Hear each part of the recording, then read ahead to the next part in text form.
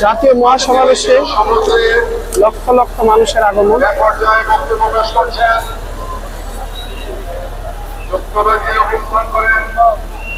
বিশিষ্ট প্রবাসী কমিউনিটি ব্যক্তিত্ব, বিশিষ্ট আলেম দিন মৌলানা মাহবুব হাসান, আমি সম্মানিত আমাদের এই প্রবাসী